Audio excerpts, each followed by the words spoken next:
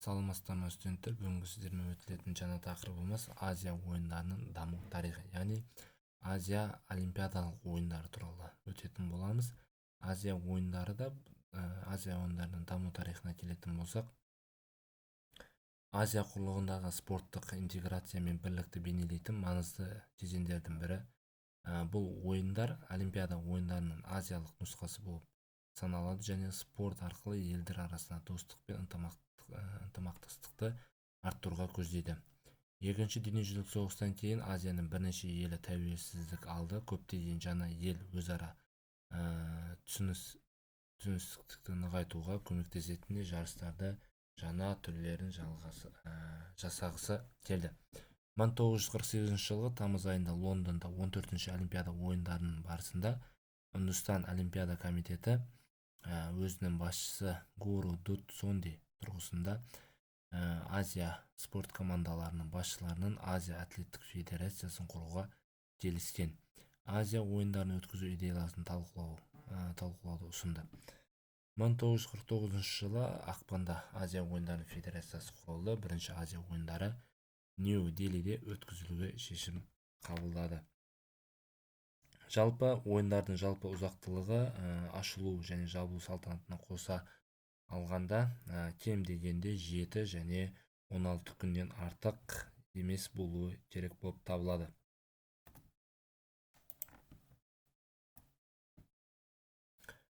Азия ойындарының қысқаша даму тарихына келетін болсақ, басталуы яғни 1949-1951 жылдарға тура келді деп айттық. Азия негізі 1949 жылы Нью-Делиде, Үндістанда өткен Азия Олимпиадалық кеңесінің құрылтайында қаланды.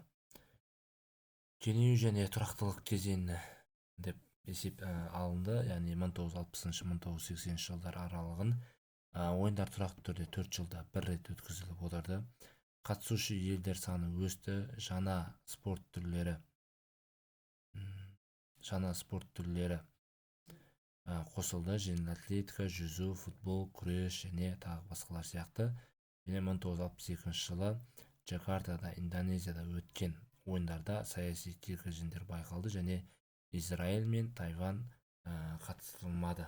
Яғни 1962 жылдан бастап осы екі елді қатыстырмай шеттеткен. Және де ең басында айтылып кеткен нәрсе, ол қатысушы елдер саны бастапқыда 11 ел болған және 6 спорт түріне ғана қатысатын болған. 1982-2000 жылғыларды қазіргі заманға бейімделу деп атаған. Өйткені 1982 жылы Делиде өткен ойындарда алғаш рет толық электронды таймер жүйесі мен телетрансляциялар қолданылды. Спорт түрлерінің саны артты, әсіресе Азияға тән түрлері карате, ушу, кабадди қосылды. 1994 жылдан бастап оңтүстік және орталық Азия елдерін қатысуы артты. 1994 жылы Хиросимада өткен ойындар бейбітшілік символы ретінде өтті. Яғни Хиросиманы атом жарысынан кейінгі қалпына келу деп атады. 2000 жылдан кейінгі жылдарды модернизация және коммерцияландыру деп атаған. Яғни ол жерде Азия Олимпиадалық кеңесінің белсенді жұмыс атқарып, ойындарды ұйымдастыру сапасын арттырды. 2006 жылы Дохада ойындар өте жоғары деңгейде өтті. Телетрансляциялар 40-тан астам елге таралды. 2010 жылы Гуанчжоу, яғни Қытай қаласында 42 спорт түрін қамтыған ең ірі Азия ойындары болды. 2018 жылы Джакарта мен Палембан Индонезия бірлестіре отырып, ойындардың жаңа ұйымдастыру мен форматын көрсетті. Осылай жалпы ойындар өткізіліп тұрды. Азия ойындарының ерекшеліктеріне келетін болсақ, Азия ойындары 4 жыл бір рет өткізіледі, Олимпиада сияқты. Барлық Азия елдері қатыса алады. Олимпиадалық және ұлттық спорт түрлері қатар қамтылды. Азия параолимпиадалары мүмкіндігі шектеулі спортшыларға арналғанда ұйымдастырылады қазіргі таңда. Қызықты деректерге келетін болсақ, ең көп алтын медаль иеленетін елдер Қытай, Жапония, Оңтүстік Корея елдері болатын болса, Қазақстанда сол қатарларына кіреді. Қазақстан үздік бестік қатарларына кіреді, яғни осы уақытқа дейін Азия ойындарында Қазақстан елі 165 алтын, 180 күміс және 292 қола иеленген екен. Жалпы ондықтарды ататын болсақ, Қытай, Жапония, Корея Республикасы, Иран, Қазақстан, Үндістан, Таиланд, КНДР, Қытай Республикасы, Индонезия, осы 10 мемлекет жалпы ондықтар қатарына кіргізілген екен. Қазіргі уақытта қатысушы елдер саны 45-тен асады екен Азия ойындарында. Азия ойындары әлемдегі екінші ірі көп салалы спорттық шара, олимпиададан кейінгі болып табылады екен. 2002 жылғы Азия ойындары 2013 жылы өтті.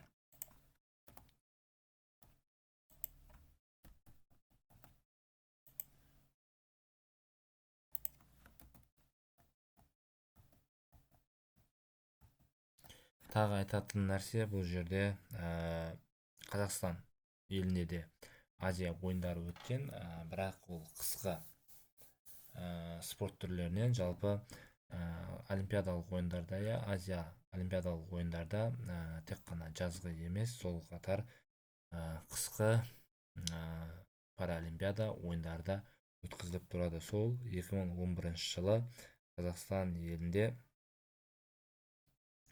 қысқы Азия спорт түрлері жалпы өткізілген. Жалпы көптеген елдер қатысады дедік. Мысалы айтатын болсақ, спорт түрлеріне келдік. Көптеген спорт түрлері қазіргі таңда қосылып өтілуде. Яғни спорт түрлерінің тізімін атап өтетін болсақ, есу, академиялық өсу, байдарка мен қайыңды өсу, яғни 1982 жылдан бері жүргізіліп келеді. Және